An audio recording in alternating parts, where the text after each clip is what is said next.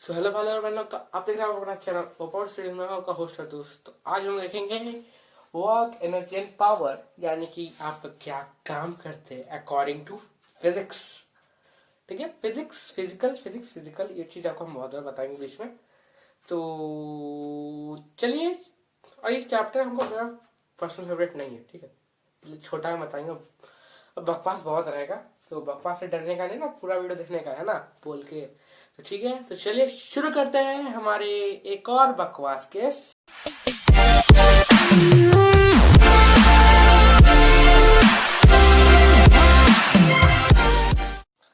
So work energy and power. तो देखिए, इस चैप्टर का जो ऐसा खासियत है ना इस चैप्टर का, कि इसका नाम से आपको पूरा चैप्टर का समरी ना दिमाग में बैठ जाता है। बस आपको नाम याद रखना है, इसमें फॉर्मूलाज याद रखने हैं और उनका यूनिट्स। ठीक है, इसके बाद एडिशनल आपको जो law of conservation of energy याद रखना। बाकी जो पूरा क्लास 9 में सबसे इजी चैप्टर हम बोले ना, यही है। ठीक है, सबसे इजी क्लास 9 में। क्यों? क्योंकि इसमें जो है, क्या आपको चैप्टर का नाम पता, वर्क इंजन पावर, पता, आपको पूरा चैप्टर आ गया। बस आपको इस चैप्टर नाम याद है, बाकी मतलब कि आपको पूरा चैप्टर याद ही होगा, ये इतना कंफर्म रहता है। ठीक है, इस चैप्टर का अगर आप एक बार इसको रीडिंग किए होंगे या फॉर्मुलाज वगैरह एक बार देखे होंगे, न्यूमेरिकल्स हल्का सा भी सॉल्व किए, एकदम लगभग 10% न्यूमेरिकल्स भी सॉल्व किए होंगे ना, तो आपको मैक्सिमम चांस रहता है कि आपको ये चैप्टर अच्छे से, मतलब अच्छे से नहीं, कॉन्सेप्ट आपको पूरा याद होगा, आपके दिमाग में पूरा कॉन्सेप्ट होगा इसका।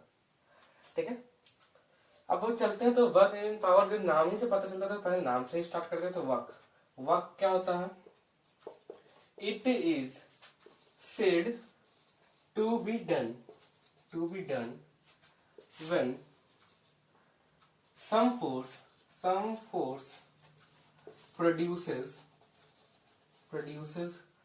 motion। ठीक है, जब कोई फोर्स मोशन प्रोड्यूस करता है तब उसको वर्क डन कहते हैं। आपका जो थिंकिंग होता है वही मानते एक टाइप का वर्क हुआ, मेंटल वर्क वगैरह वगैरह, या फिर आप एक जगह बैठे बैठे काम कर रहे हैं, वो भी एक वर्क, वो सब भी वर्क होता है। लेकिन वो सब नहीं होता, क्यों? क्योंकि क्योंकि फिजिक्स फिजिकल मैचिंग मैचिंग थोड़ा लग रहा ना।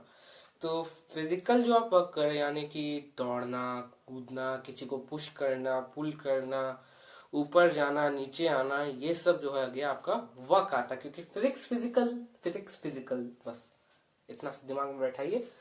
इसलिए अब जैसे कि हम फोर्स प्रोड्यूस करता तब मोशन होता है, तब हमारा वर्क डन है। अगर हम फोर्स प्रोड्यूस किए लेकिन मोशन नहीं हुआ तो वहां वर्क डन नहीं होता। कैसे? जैसे कि हम, ये बोर्ड है, इसको हम ढके, ठीक है, ढकेल दिए, पुश किए, इसके ऊपर फोर्स लगाए, फोर्स ना लगाए, एक तरह पुशिंग क्या, हमारा फोर्स ही है, तो उसको पुश किए, लेकिन ये बोर्ड हिला नहीं, हिला, मतलब कि वर्क डन करना जीरो। ठीक है, मतलब वर्क हुआ ही नहीं, तो वर्क नहीं हुआ मतलब work is equal to zero. अब इसका फोर्स और मोशन है ना, मोशन कब होता है? जब हमारा डिस्प्लेसमेंट होता है, डिस्प्लेसमेंट होता है। ठीक है, तो यहां से हम लोग के पास एक फॉर्मूला आता है, W is equal to F dot S, F dot S. अब डॉट क्यों लगा? डॉट का मतलब क्या होता है? डॉट का मतलब ही मल्टीप्लाई होता है, लेकिन हम लोग यहाँ डॉट का स्पेशली यूज क्यों कर रहे हैं? क्योंकि जब आप 11th में वेक्टर्स पढ़े ना, वेक्टर्स चैप्टर है ना, क्या पता नहीं, 11th में वेक्टर्स एक टॉपिक होगा आपका, उसमें आपको दो चीज जानने मिलेगा। एक होता है आपका डॉट प्रोडक्ट, प्रोडक्ट तो मतलब कि वही मल्टीप्लाई करने के बाद जो आपका आंसर है, डॉट प्रोडक्ट। और एक होता है आपका cross product, cross product, cross product. ठीक है, क्रॉस प्रोडक्ट मतलब आपका ये वाला, और डॉट प्रोडक्ट मतलब आपका डॉट। ठीक है, क्रॉस प्रोडक्ट मतलब मल्टीप्लाई का साइन, और डॉट प्रोडक्ट में आपको डॉट लगता है। ठीक है, तो डॉट प्रोडक्ट आपका कब होता है? जब आपका स्केलर वैल्यू आएगा, जब आप कहीं भी डॉट प्रोडक्ट यूज कीजिएगा तो आपका स्केलर वैल्यू आएगा, स्केलर। तो फोर्स वर्क क्या हो गया हमारा, क्योंकि डॉट प्रोडक्ट में इसका वैल्यू क्या हो गया, स्केलर। स्केलर भले ये तो वेक्टर है, फोर्स भी वेक्टर है, डिस्प्लेसमेंट भी वेक्टर है, लेकिन वर्क क्या, स्केलर। और क्रॉस प्रोडक्ट में जो है आपका वेक्टर आता है, वेक्टर। ये चीजें आपका 11th में अच्छे से डिटेल्ड मिलेगा आपको ये।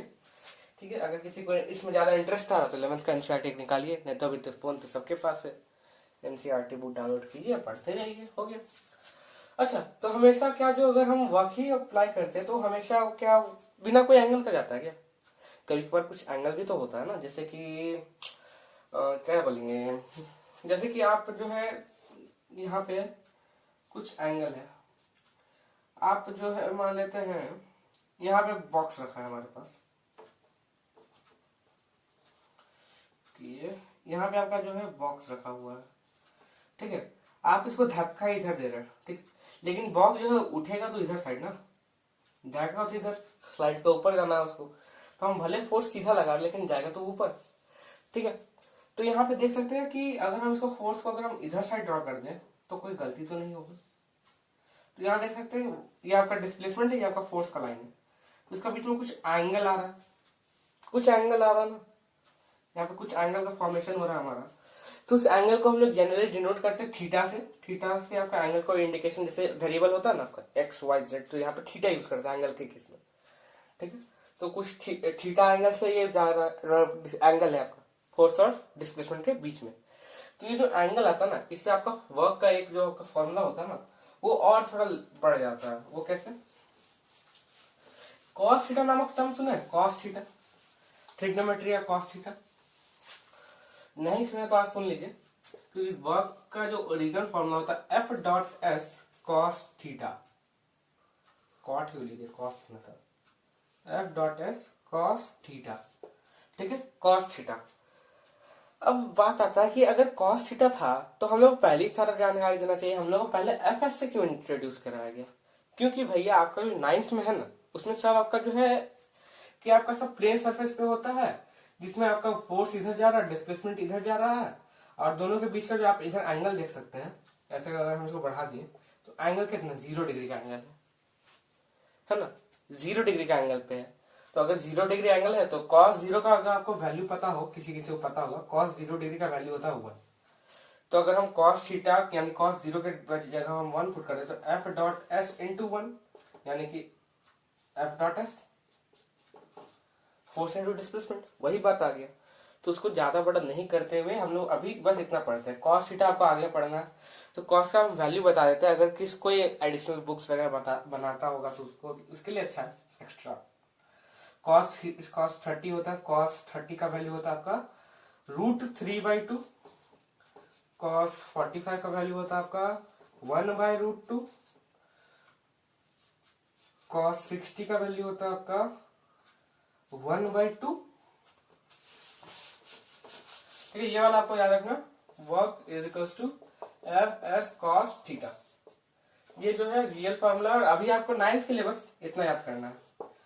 जिसको एक्स्ट्रा पढ़ने का शौक हो उसके लिए ये फॉर्मूला अच्छा रहेगा। अगर वैसे तो आपको 9th में यूज यही करना है, लेकिन जिसको एक्स्ट्रा जानना है उसके लिए फॉर्मूला है, जिसको नहीं जानना है तो भी जान लो, अच्छा रहेगा।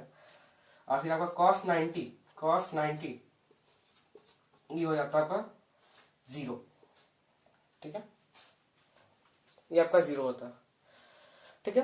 तो यहाँ पे हम लोग को एक cos 90 भी मिल गया है ना, 0, ठीक है। अब अगर हम एक क्वेश्चन पूछे तो कमेंट में लिखिएगा, तो बताइए, कमेंट में बताइएगा जरूर कि अगर वीडियो पॉज कर बताइए, क्योंकि उसका आंसर तो हम देंगे ही। तो वर्क हमेशा क्या पॉजिटिव ही रहता, कभी माइनस नहीं आ सकता। अगर डिस्प्लेसमेंट का भी माइनस हो सकता है, फोर्स भी नेगेटिव हो सकता है, फिर सब कुछ बहुत, एक्सेलरेशन भी नेगेटिव हो सकता है, वेलोसिटी भी नेगेटिव होता है अगर आप उसका ऑपोजिट डायरेक्शन में जा रहा हो तो, है ना। तो अगर सब कुछ नेगेटिव हो सकता है तो वर्क नेगेटिव हो सकता है? हाँ भैया जरूर हो सकता है। तो जो हमारा नेक्स्ट टॉपिक है वो है पॉजिटिव, नेगेटिव एंड 0। इसका मतलब कि वर्क पॉजिटिव हो सकता है कि नहीं? हाँ भैया हो सकता है। कैसे? जब आपका जो है फोर्स और डिस्प्लेसमेंट एक ही डायरेक्शन में हो, ये आपका सरफेस है, तो यहाँ आप लोग लिख सकते हैं पॉजिटिव यहाँ पे होगा। कैसे? मतलब कैसे नहीं, यहाँ पे आप लोग दो जगह से आप जिसको प्रूफ बता सकते हैं। कैसे कैसे कैसे वो बताते हैं। तो force is sorry displacement is in direction of force,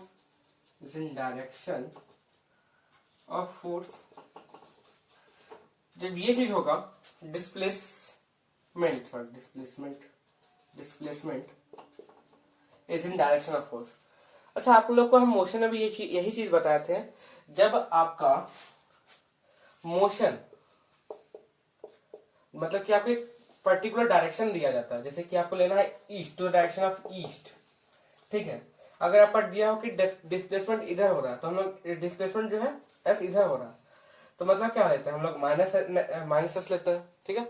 negative दिख नहीं रहा, हल्का शैडो आ गया था, माइनस क्यों, क्योंकि ऑपोजिट डायरेक्शन में जा रहा है। इन द सेम केस यहाँ भी होता है, जब आपका फोर्स और डिस्प्लेसमेंट सेम में होगा तो दोनों पॉजिटिव होगा, ठीक है। तो यहाँ पे एक और चीज लेते हैं हम लोग, थीटा भी है हमारे पास, तो हम लोग लिख सकते हैं when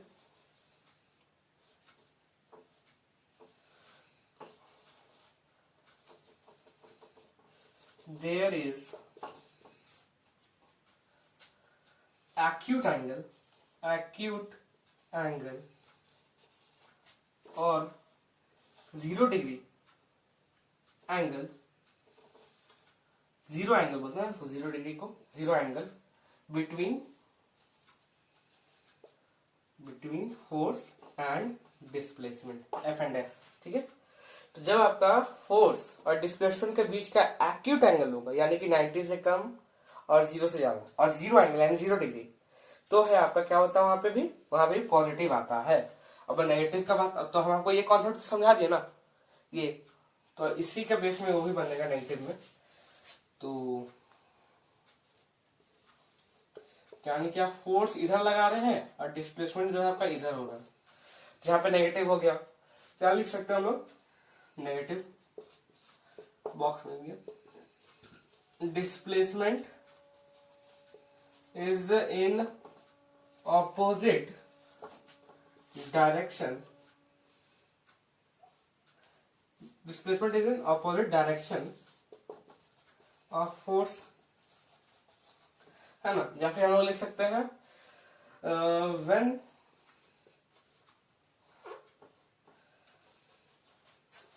there is obtuse angle between force and displacement. ये ऑब्ट्यूस वाला क्या बताता है, मतलब कि 90 से ज्यादा, अब 90 का वैल्यू तो 0 है ना, तो cos 0 पुट करेंगे तो f इंटू एस इंटू 0, तो पूरा 0 ही बन गया, तो उसको नहीं लेता। 90 से जब ज्यादा होता है तो आपका वैल्यू सब नेगेटिव में बदलते जाता है, ठीक है। तो वहां पे जब आपका नेगेटिव में जाता है तो वहां 180 का होता है आपका -1, फिर 180 से ऊपर क्या होगा, मतलब कि जस्ट 30 का उल्टा हो गया आपका 150, वैसा जाता है, ठीक है। 0 का उल्टा 180 हुआ, 30 का उल्टा 150 हुआ, 145 का हुआ आपका 135, 60 का उल्टा 120, वैसा, ठीक है। जब आपका ऑब्ट्यूस एंगल हुआ तो वहां पे नेगेटिव हो जाता है बिटवीन, तो वहां पे भी आपका क्या नेगेटिव आता है। अब जीरो का तो हम एक फंडा बताए थे, नो डिस्प्लेसमेंट, जब आप फोर्स से अप्लाई कर रहे हैं बट डिस्प्लेसमेंट नहीं हो रहा, तो उसको फिगर से एक बार समझते हैं ना। तो यहाँ एक बॉक्स सरफेस पे आप यहाँ पे कोई भी फोर्स लगा रहे हो बट डिस्प्लेसमेंट जो है हो ही नहीं रहा, नो डिस्प्लेसमेंट। तो अगर आप इसे पुट कीजिए तो W is equal to F into 0, तो कितना हो गया आपका 0 आ गया, ठीक है, ये होता है। फिर आपका जब हो गया परपेंडिकुलर, जब लाई करता एस इधर और आप वर्क इधर, फोर्स इधर लगा रहे, जैसे कि हम लोग बैग लेके चलते हैं ना, तो फोर्स जो है हमारा क्या हो रहा है, इधर लग रहा है, फोर्स इधर हो रहा है, नहीं मतलब कि हाँ फोर्स इधर लग रहा है, सॉरी फोर्स माथे पे लग रहा है, मतलब क्या आप बता रहे हैं, हम भी पागल हैं, ध्यान दीजिए, हम फिर से बताते हैं अच्छे से, ठीक है। जैसे कि हम बैग लेके जाते हैं ना, तो हम बैग को टानते किधर, ऊपर टानते, फोर्स ऊपर लगता है अपवर्ड में, लेकिन जो है मूवमेंट का होता है इधर। जैसे कि एक कॉपी है मेरे पास यहाँ पे, ठीक है, हम कॉपी को लेके तो ऊपर टांग के रखे ना यहाँ पे, लेकिन हम चल रहे हैं तो डिस्प्लेसमेंट का इधर हो रहा है, इधर ही ना हो रहा है, तो इन दैट केस क्या होता है, हमारा वर्क इज इक्वल टू 0, क्यों, क्योंकि cos 90 का वैल्यू क्या है 0, यहाँ पे आपका 0 डिग्री 0, यहाँ पे आपका 0, लिख सकते हैं हम लोग when displacement s is perpendicular to force,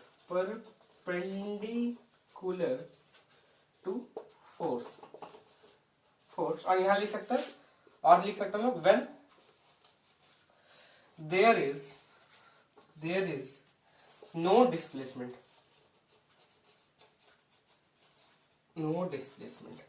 ठीक है, यहां तक बस। ठीक है, अब तो यहाँ वर्क का जो जितना भी कहानी था यहाँ पे खत्म होता है। ठीक है, तो वर्क का कहानी अब खत्म किए हैं, तो अब एनर्जी चालू करते हैं। ठीक है, ये चीज याद रखना आपको, जब नो डिस्प्लेसमेंट हो या फिर जब परपेंडिकुलर हो। अब जैसे कि होता है आपका क्या बोलेंगे वहां पे, अर्थ के केस में होता है आपका एक सैटेलाइट पे। ठीक है, जैसे कि यहाँ अर्थ हुआ ना, और यहाँ पे एक सैटेलाइट हो गया। आपको सर्कल चैप्टर पढ़े होंगे तो आपको पता होगा वहां पे कि अर्थ उसको इधर अट्रैक्ट कर रहा, लेकिन जो है सर्कुलर मोशन हम लोग जानते थे एक एक्सीलरेटेड मोशन होता है। क्यों? क्योंकि वो जहां पे भी होता है उससे वो सीधा जाना चाहता है ना। ठीक है, और ये देख सकते हैं एक तरह का टांजेंट बन गया। अगर हम ये ऑर्बिट हुआ तो इसका एक टांजेंट बन गया, क्योंकि सर्कुलर मोशन में घूम रहा है, तो इस सर्कल का एक टांजेंट बन गया। तो ये चीज आप लोग सर्कल चैप्टर में पढ़े होंगे कि टांजेंट जो है हमेशा परपेंडिकुलर होता है रेडियस से। अगर हम उसका टांजेंट का प्रोड्यूसिंग पॉइंट, ये जैसे कि ये सर्कल हुआ, यहाँ से जहां से प्रोड्यूस हो रहा है वो पॉइंट, और सर्कल का रेडियस ड्रॉ करेंगे तो हमेशा परपेंडिकुलर होता है। ठीक है, तो सैटेलाइट पे जो हमारा ग्रेविटेशनल फोर्स का वर्क डन होता है वो अंडा होता है। ठीक है, तो अब वर्क खत्म, एनर्जी शुरू। तो एनर्जी तो है आपका शुरू यहाँ पे होगा, और जो पूरा एनर्जी का कहानी जो खत्म होगा वो आपका एंडिंग में खत्म होगा। तो एनर्जी का अपना डेफिनेशन देखते हैं। तो इट इज एबिलिटी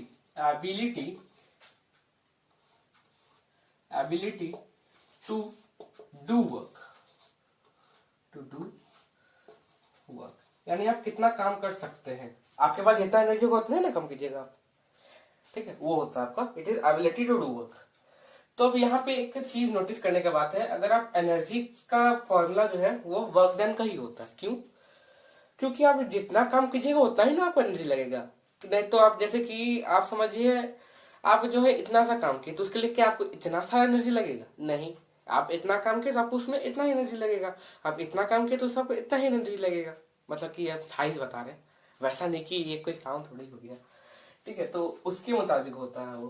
तो यानी कि जो आपका एनर्जी, अगर हम इसको ई से रिप्रेजेंट कर रहे हैं अभी यहाँ पे, तो E energy is equal to work होता है हर जगह। ठीक है, energy is equal to work. तो वैसे तो हम लोग एनर्जी का एक फॉर्मूला जो है हमारे पास क्या हो गया, एफ डॉट एस, है ना, एफ एस। ठीक है, ये हो गया हमारा एक एनर्जी का फॉर्मूला, ये भी होता है। अगर आपको लिखना है तो वर्क का, अगर हम लोग एनर्जी जब आगे में थोड़ा और चलते हैं अभी, उसके बाद आपको वर्क का एक और नया फॉर्मूला बताएंगे, दो नया फॉर्मूला वर्क का। ठीक है, तो एनर्जी तो पता है कि टाइप भी होता है एनर्जी का बहुत सारा। सोलार एनर्जी, और फिर आपका हो गया सोलार एनर्जी हो गया, फिर टाइडल एनर्जी भी होता है। डैम में आपका जो ऊपर नीचे होता है पानी, तो वहां पे टाइडल एनर्जी प्रोड्यूस किया जाता है। Electrical energy, mechanical energy note करने वाला चीज है, क्योंकि आपको यही पढ़ना है मैकेनिकल। तो मैकेनिकल एनर्जी ये मेन, ये एनर्जी हम लोग को 9th में डिस्कस करना है, मैकेनिकल एनर्जी। तो और भी बहुत सारा एनर्जी होता है, सोलर एनर्जी, फिर सोलर एनर्जी कितना बोलेंगे, केमिकल एनर्जी हो गया, फिर बहुत सारा कुछ होता है, हमको भी उतना नाम वगैरह याद नहीं है। ठीक है, तो मैकेनिकल एनर्जी जो हम लोग डिस्कस करना है, तो मैकेनिकल एनर्जी का जो हमारा 2 टाइप्स होता है। अच्छा, पहले मैकेनिकल होता क्या है? मैकेनिकल एनर्जी यानी कि जो आप करते हैं, जैसे कि आप दौड़ रहे हैं, आप जाके किसी जगह पे, किसी ऊंची जगह पे खड़े हो गए हैं, तो वहां पे उसको हम लोग बोलते हैं मैकेनिकल एनर्जी। तो इसका 2 टाइप्स होता है, काइनेटिक एनर्जी, इसको हम लोग अभी के लिए के से रिप्रेजेंट करेंगे हर जगह। ठीक है, के। और एक होता है हमारे पास पोटेंशियल एनर्जी,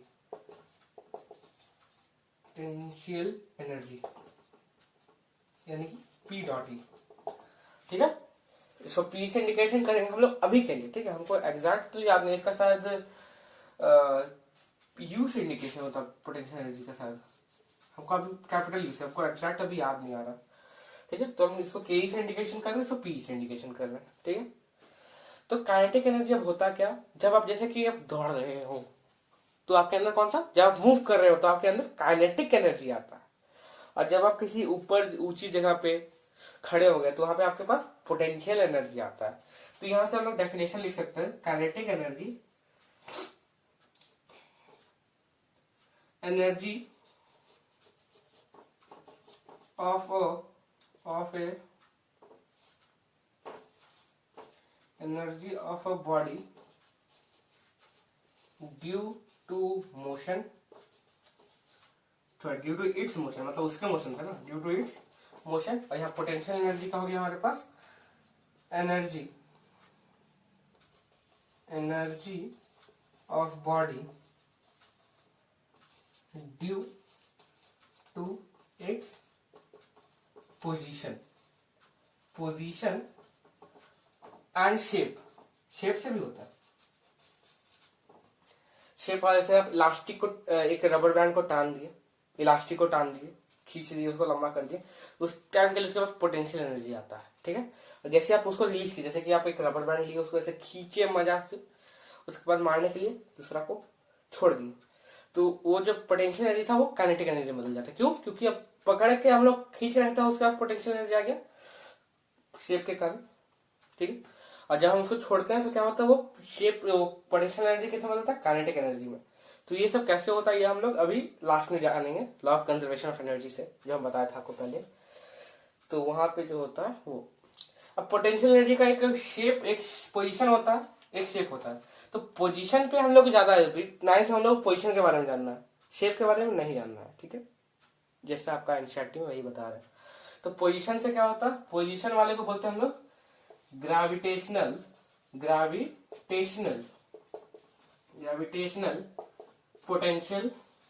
पोटेंशियल एनर्जी, और शेप वाले को बोलते हैं हम लोग elastic potential energy, elastic potential energy, ये होता है। ठीक है, पोजीशन वाले को ग्रेविटेशनल पोटेंशियल एनर्जी, क्यों? क्योंकि आप उसमें जो है एनर्जी जो रिक्वायर्ड जो है आप उस पोजीशन में जाने के लिए किए, वो किसके फोर्स, कौन से फोर्स के अगेंस्ट में किया, ग्रेविटेशनल फोर्स के अगेंस्ट में ना आप काम किए। जैसे कि आप ऊपर गए कहीं पे, जैसे कि आप यहाँ पे थे, यहाँ पे जो है आपका छत है, आप यहाँ से यहाँ चले गए, तो इसमें आप देख सकते हैं ग्रेविटेशनल के अगेंस्ट, यानी कि यहाँ पे आपका ग्रेविटेशनल फोर्स लग रहा है, उसके अगेंस्ट में आप वर्क किए, इसलिए वहां पे ये लगता है। और इलास्टिक पोटेंशियल एनर्जी क्यों? क्योंकि आपका जो भी शेप चेंजिंग होने के बाद अगर वो अपने ओरिजिनल शेप में आता है तो वहां पे इलास्टिसिटी एक होता है, इसलिए इलास्टिक पोटेंशियल एनर्जी। तो ये सब के बारे में अब थोड़ा जानते हैं, तो काइनेटिक एनर्जी और पोटेंशियल एनर्जी के बारे में। अब पोटेंशियल एनर्जी में भी किसके, पोटेंशियल एनर्जी में भी किसके बारे में, तो ग्रेविटेशनल पोटेंशियल एनर्जी, क्योंकि हम लोग को इलास्टिक नहीं जानना है 9th में। ठीक है, तो पहले हम लोग क्या, काइनेटिक एनर्जी की, तो आपका जानते हैं कि energy is equals to work done, तो यही था ना हमारे पास। तो kinetic energy is equals to क्या होगा हमारे पास, एफ डॉट एस। ठीक है, फोर्स इंटू डिस्प्लेसमेंट। ठीक है, यही हुआ, यही ना। ठीक है, अब हम लोग फोर्स का वैल्यू जानते हैं कि फोर्स इज इक्वल्स टू क्या, M A into S, displacement हुआ, डिस्प्लेसमेंट काइनेटिक एनर्जी। जैसे कि कोई बंदा यहां से दौड़ के गया, ठीक है, यहां से दौड़ के गया, तो क्या होता है, वो एक्सीलरेट वगैरह करता है, क्या क्या नहीं करता, बहुत कुछ होता है वहां पे। ठीक है, तो यहाँ पे जब उसका मोशन आता है वहां पे एक एक्सेलरेशन भी होता है ए, वहां पे डिस्प्लेसमेंट किया वो एस। तो हम लोग को एक थर्ड इक्वेशन पता था न्यूटन का, थर्ड वाला इक्वेशन, तो न्यूटन का नहीं, मोशन का, v square is equals to U square plus 2as। ठीक है, अब s क्या हो गया, अच्छा हम इसको ऐसे लिख सकते हैं, m इंटू एस लिख सकते हैं ना, जहां से हम लोग एफ का वैल्यू निकालते हैं, तो v square minus U square is equals to 2as, तो v square minus U square by 2 is equals to as, यही हुआ। जो काइनेटिक एनर्जी का जो मेन फॉर्मूला होता है ये यहाँ से आता है। उसके बाद जो है आगे हम लोग यूज करते हैं यहाँ पे u, क्योंकि u की जगह हम लोग जनरली क्या पुट करते हैं, जीरो। क्यों पुट करते हैं जीरो? क्योंकि जो जनरल जो होता है, अगर कोई बॉडी मोशन लेता है तो उसका स्टार्टिंग में जो हम लोग हमेशा तो रेस्ट में रहते हैं ना, उसके बाद हम लोग मोशन में जाते हैं। ठीक है, और हम लोग को एक पीरियड का वेलोसिटी दिया रहता है इसमें, जनरली इसमें एक पीरियड का वेलोसिटी दिया रहता है, यानी कि एक इंस्टेंट वेलोसिटी। ठीक है, तो इसलिए वहां पे क्या होता है, हम लोग m20 इसका अभी आगे बताएंगे, थोड़ी गड़बड़ कर दी हम भी। अच्छा, इधर एस का पहले वैल्यू पुट करते हैं, तो m into V square minus U square, V square minus U square upon 2, यहाँ पर हो गया half M V square minus half M U square. ठीक है, half M V square minus half M U square. ठीक है, ये होता है आपका काइनेटिक एनर्जी का एक फॉर्मूला। ये आपका तब अप्लाइड होगा जब आपके पास दो वेलोसिटीज होंगे, कि आपको दिया जाए क्वेश्चन में कि एक बॉडी था, उसका स्टार्टिंग में जो है इतना वेलोसिटी था, और उसका एंडिंग में कुछ टाइम के बाद उसका एंडिंग में इतना वेलोसिटी हुआ, तो बताए कि कितना एनर्जी इसको इस वेलोसिटी में आने के लिए लगा। तो इन दैट केस हम लोग ये फॉर्मूला यूज करते हैं, half M V square minus half M U square, V final velocity, U initial velocity. लेकिन नाइन्थ में वैसा क्वेश्चन है ही नहीं। आपको जो जनरल एक इंस्टेंट, यानी कि आप जो है पूरा एक मोशन किए, उसमें से एक पॉइंट को उठा के आपको बोल देता है कि आपके पास जो है कुछ समथिंग 25 मीटर पर सेकंड का वेलोसिटी है। ठीक है, तो इसलिए जो है इन दैट केस आपका वो फाइनल वेलोसिटी बस दिया रहता है, और वहां हम लोग इनिशियल को क्या मान लेते हैं, जीरो। तो अगर हम लोग इनिशियल को जीरो मान ले, तो हमारा काइनेटिक एनर्जी, अगर हम यहाँ पे यू की जगह जीरो पुट कर दिए, तो जीरो का स्क्वायर तो जीरो हो गया, zero into M zero, 0/2 is equal to zero, यानी कि हाफ एम वी स्क्वायर। ये हो गया आपका काइनेटिक एनर्जी का फॉर्मूला। अब ये आपका एक वर्क डन का भी फॉर्मूला, क्यों, क्योंकि energy is equal to work done, तो ये आपका एक वर्क डन का भी फॉर्मूला है। और यहाँ पे अगर हम लोग यू की जगह जीरो पुट कर देंगे तो वही आ जाएगा V square by two is equal to A S. ठीक है, यही चीज आ गया ना, V square by two is equal to A S. तो यू हम लोग को यहाँ पे जनरली नाइन्थ में जो हमारे पास यू वेलोसिटी बस एक इंस्टेंट का दिया रहता है, इसलिए half M V square use करते हैं वहां पे। अगर आप लोग शायद रेफरेंस वगैरह बनाते होंगे, शायद हम तो रेफरेंस में एक एक्सटर्न बुक बनाते हैं, तो उसमें हमको क्वेश्चन मिला था, वहां पे 2-4 जगह ऐसा क्वेश्चन था कि आपका स्टार्टिंग में इतना वेलोसिटी था, फाइनल में इतना वेलोसिटी है, तो आप बताए कि कितना एनर्जी इसमें यूज हुआ, तो उसमें half M V square minus half M U square लगाना पड़ा था हमको, इसलिए हम ये चीज बता दी। आपको फ्यूचर में, इन फ्यूचर ये वाला फॉर्मूला काम देगा, half M V square minus half M U square. अभी 9th में आपको ये वाला काम देगा, हाफ एम वी स्क्वायर। अब ये भी आपका नेगेटिव पॉजिटिव होता है, क्योंकि आपका अगर आपका डायरेक्शन इधर है, वेलोसिटी का मतलब कि वैसे ही नेगेटिव पॉजिटिव ये सब भी होता रहता है। ठीक है, अब काइनेटिक तक का बात हो गया, पोटेंशियल का बात करते हैं, यानी कि बस ग्रेविटेशनल पोटेंशियल एनर्जी। तो पीई, सॉरी पोटेंशियल एनर्जी ना, P dot E equal to क्या होगा, ये मानते का जो है हमारा घर है,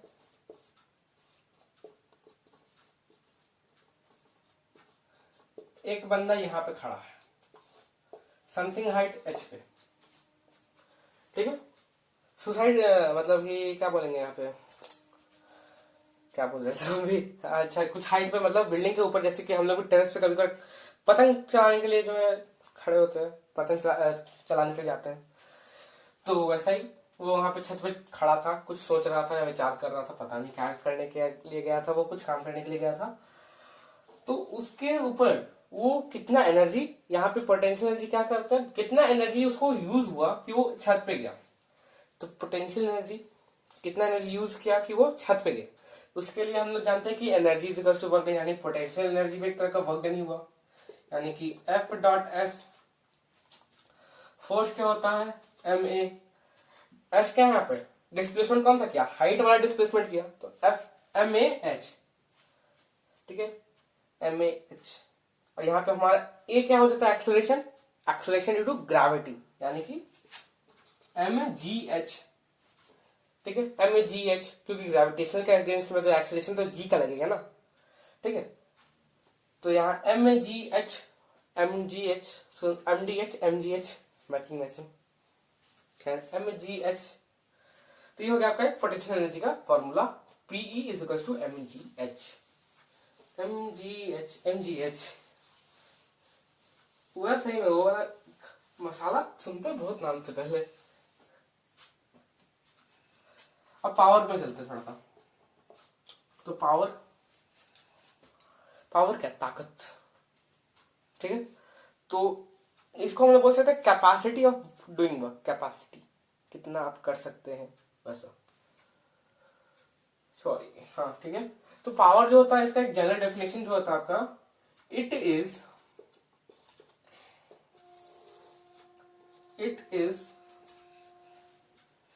work done per unit time, ये हो जाता है। या फिर आप लोग बोल सकते हैं वर्क डन क्या होता है आपका, energy. It is energy consumed per unit time. ठीक है,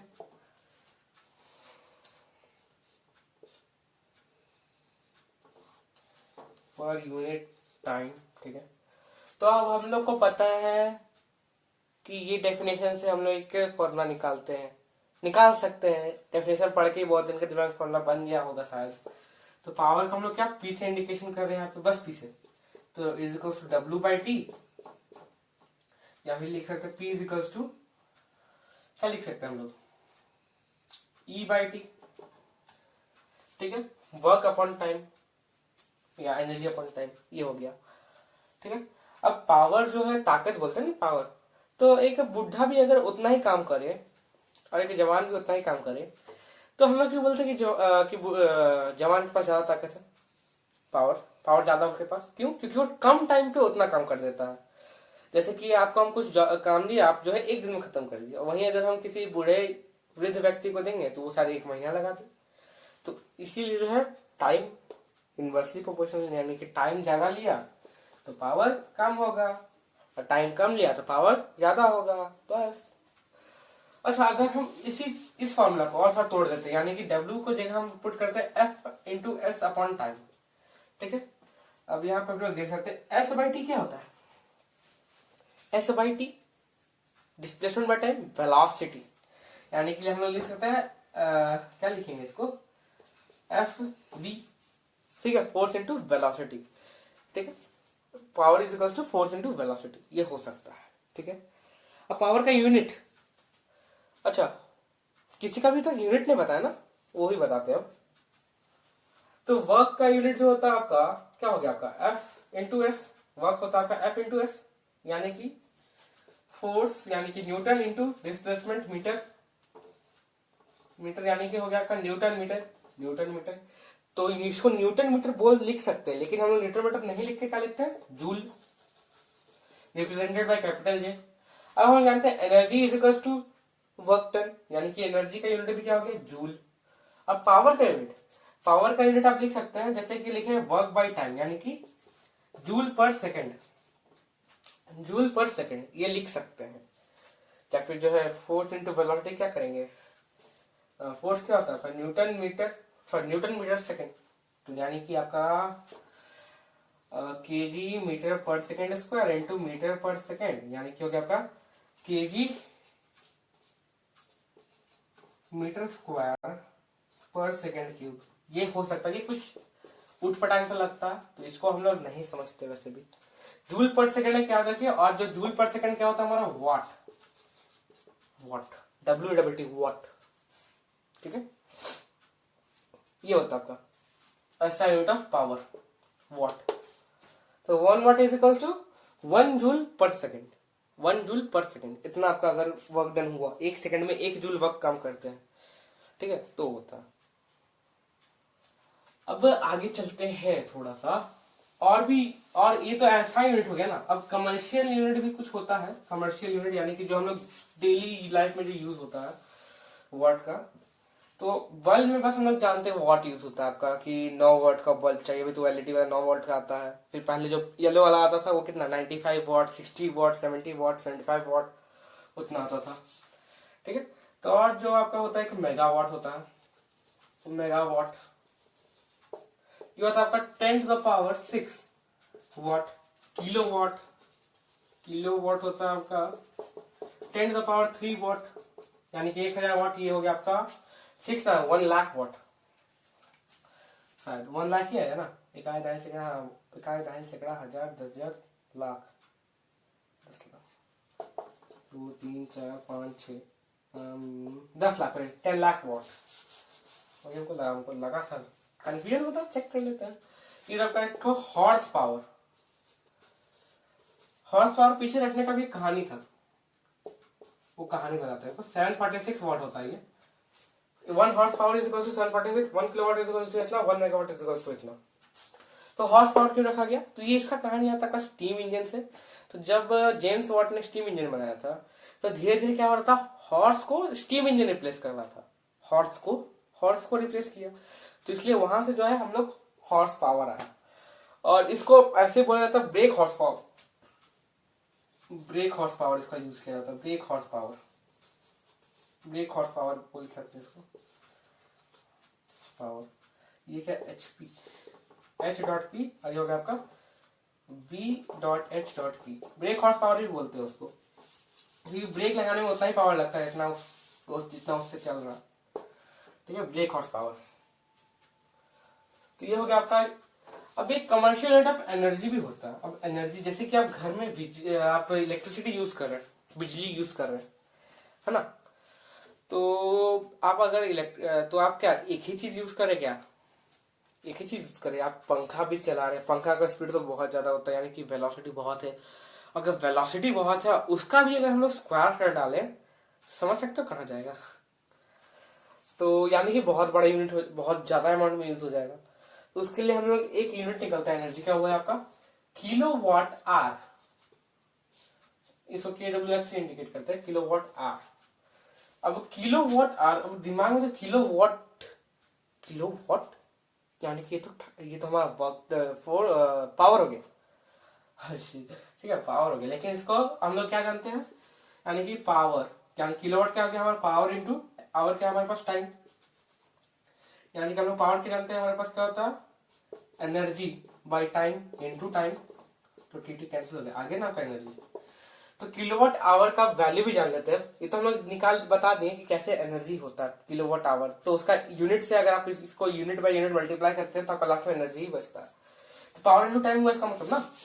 तो 1 किलोवाट मतलब कितना पावर होता है, 1000 what, sorry 1000 joule per second, और इंटू 1 आवर, मतलब 1 आवर इज इक्वल टू कितना होता है हमारे पास, 60 इंटू 60 सेकेंड्स, कितना, तो 60 इंटू 60 सेकेंड, तो सेकेंड कट गया। अब कैसे कटा, तो जूल बाय सेकेंड होता है, सेकेंड कट गया ऐसे। यहाँ पे हम लोग को मल्टीप्लाई करते तो 6 इंटू 6 36, और कितना, 1 2 3 4 5 0, 1 2 3 4 5 0, इतना जूल। तो इसको 3.6 1 2 3 4 5 6 इंटू 10⁻6 जूल, 3.6 इंटू 10⁻6 जूल होता है 1 किलोवाट आवर। 1 किलोवाट आवर का वैल्यू जो है इतना हो गया। इतना था आपका जो उठपटांग इधर उधर का टॉपिक। अब जो हमारा मेन टॉपिक आता है, जो सबसे इंपॉर्टेंट जो है, जिसका प्रूफ भी दे सकता है एग्जाम्स में, वो है हमारा law of conservation of energy. Law of conservation of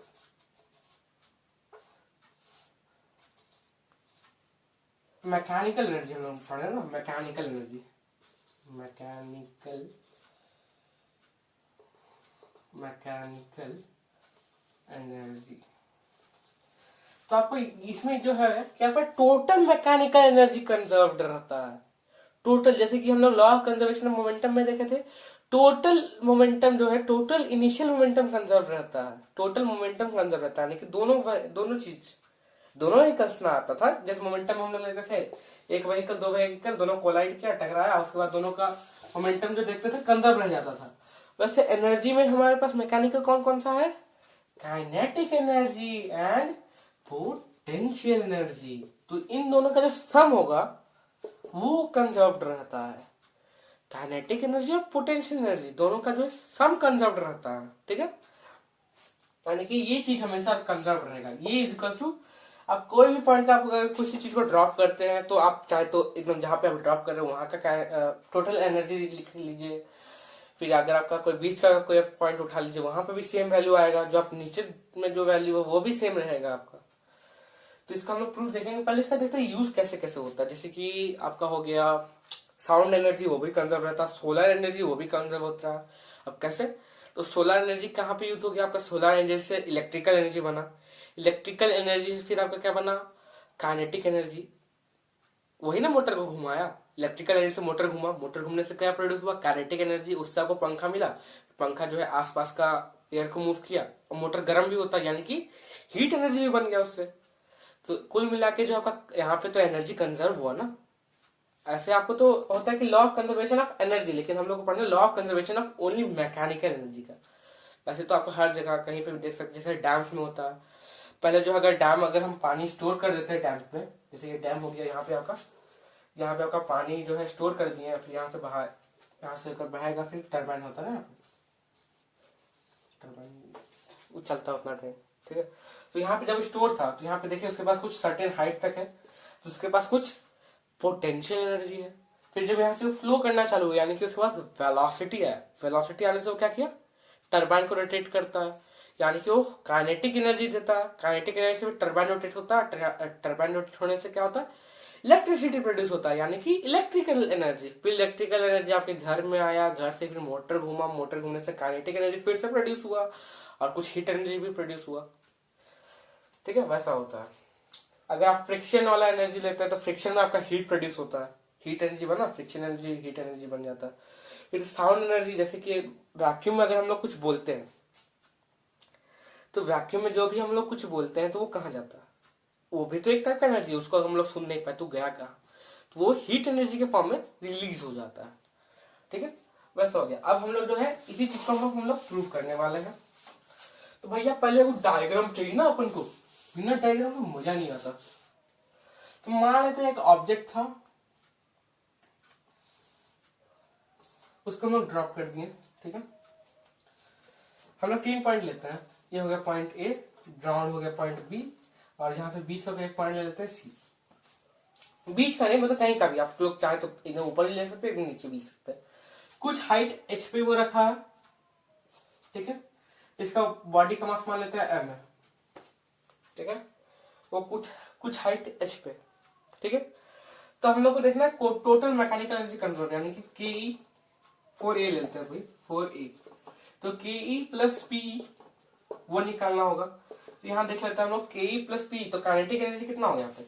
अब क्योंकि ऑब्जेक्ट ऊपर में रखा हुआ है, मूव तो नहीं कर रहा ऊपर में, यहाँ पे रखे हैं, तो उसका मतलब कि अगर हम उसको छोड़ दे, फ्री फॉल होगा, तो वहां का यू तो जीरो होगा, यानी कि एट दैट पॉइंट का वेलोसिटी, इंस्टेंट वेलोसिटी क्या होगा वहां पे, जीरो, यानी कि हाफ एम इंटू वी कितना हो गया, जीरो का स्क्वायर, प्लस पी कितना हो गया, मास एम था, एक्सेलरेशन जी हो, जी का अगेंस्ट में है ना, यानी कि क्योंकि जी क्यों लेते हैं वहां पे ना, क्योंकि जो भी हम लोग वर्क डन करते हैं वहां पे, या फिर वर्क डन करते हैं, वो हम लोग ग्रेविटेशन के अगेंस्ट में करते हैं, यानी कि अपने वेट के अगेंस्ट में काम करते हैं, और work done equal to energy होता है, इसलिए एम में जी लेते हैं हम लोग यहाँ जी, और हाइट कितना एच, यहाँ तो जीरो इंटू सब कुछ जीरो खत्म, तो यानी कि एम जी एच निकला यहाँ पे, ठीक है।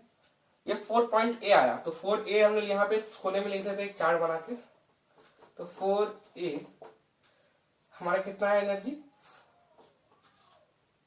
और क्या लिख रहा है, जीरो नहीं, mgh इतना हमारा क्या आ गया, पॉइंट ए पे इतना टोटल मैकेनिकल एनर्जी mgh है। अब पॉइंट बी पे लेते हैं 4b, ठीक है, बी यानी डाउन पॉइंट, ठीक है। तो हम लोग पहले तो एक इक्वेशन जो था हमारे पास, B square equal to U square plus 2gh।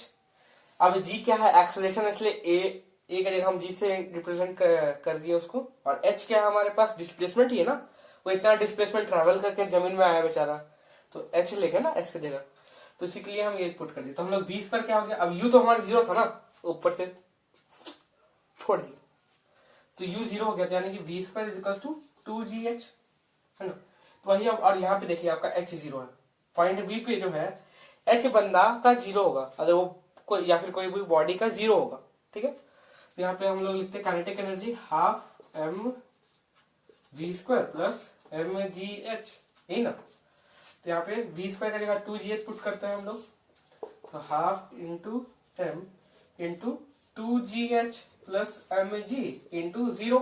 h 0 है, हाइट यहाँ पे कोई हाइट है क्या उसके पास? नहीं, यानी क्या आपका यहाँ से हाफ हाफ कैंसिल हो गया, तो mgh plus 0 is equal to mgh। तो अब हम लोग यहाँ पे चार्ट पे लिखते हैं 4b भी कितना है हमारे पास एनर्जी, फिर से 0 mgh आया कि नहीं? v स्क्वायर का हम लोग वैल्यू निकाले कितना, v square is equal to 2gh को जब हम v की स्क्वायर की जगह पुट किए तो इतना आया हमारा, कोई दिक्कत नहीं इसमें। अब 4 पॉइंट सी ले लेते हैं हम लोग। अब पॉइंट सी के लिए, तो पॉइंट सी को ट्रैवल करने के लिए अब हमारे पास एक के लिए तो हम लोग को कितना वो डिस्टेंस ट्रैवल किया वो चाहिए। तो यहाँ पे कितना डिस्टेंस ट्रैवल किया भाई, तो हम लोग उसको डिस्टेंस को मान लेते हैं x डिस्टेंस, ठीक है, x डिस्टेंस वो ट्रैवल किया। अब उसके पास हाइट कितना बचा, तो हाइट कितना बचा उसके पास, तो h माइनस एक्स हाइट बचा ना, h माइनस एक्स हाइट बचा, क्योंकि हम लोग को वहां पे एक चाहिए था ना gh हाइट। तो वहां पे हम लोग क्या देखते हैं, यहाँ पे half mv square plus mgh, ठीक है। तो हम लोग x डिस्टेंस ट्रैवल किया ना, तो हम लोग जान रहे थे v square is equal to 2g into distance travel यानी h, यानी कि हो गया हमारे पास x ले लेते हैं इसको mgh, यानी कि v square is equal to 2gx, यही ना, क्योंकि वो x डिस्टेंस ट्रैवल किया, x डिस्टेंस ट्रैवल किया ना वहां तक सी पॉइंट तक, तो v square is equal to 2gx। इसको पुट करते हैं हाफ m इंटू 2gx। अब यह हाइट कितना बचा भैया, h माइनस एक्स हाइट है, तो plus mg h minus x. तो इसे सॉल्व करते हैं तो हो गया हमारे पास mgx plus mgh minus mgx plus minus minus हुआ ना, minus mgx plus mgx cancel हो गया, तो बचा कितना mgh, यानी कि 4 पॉइंट सी कितना है हमारे पास mgh। यहाँ देखिए पॉइंट ए पे भी mgh, पॉइंट बी पे भी mgh, पॉइंट सी पे भी mgh, यानी कि हमारा जो टोटल मैकेनिकल एनर्जी था वो कंजर्व्ड रह गया। मजा आ गया आज, बहुत दिन ये सब प्रूव करने मजा आता फिर। तो यही था आपको इसमें एक कमर्शियल यूनिट भी बता दी, 3.6 इंटू 10 टू पावर 6 जूल, किसका, एनर्जी का। उसका आप लोग वर्क पे भी यूज कर सकते हैं, क्योंकि energy is equals to work done. आपको ये चीज हमेशा याद रखना पड़ेगा, energy is equals to work done, यानी कि वर्क डन और एनर्जी क्या, भाई भाई भाई भाई भाई भाई। ठीक है, तो आज के लिए बस इतना ही। पूरा चैप्टर मस्त 45 मिनट ना, 45 मिनट, और उधर इंट्रो 2 मिनट, लगभग 50 मिनट में खत्म ही हो गया। ठीक है, तो मिलते हैं अगले लेक्चर पे, तब तक के लिए टट्टा बाय बाय सायोनारा।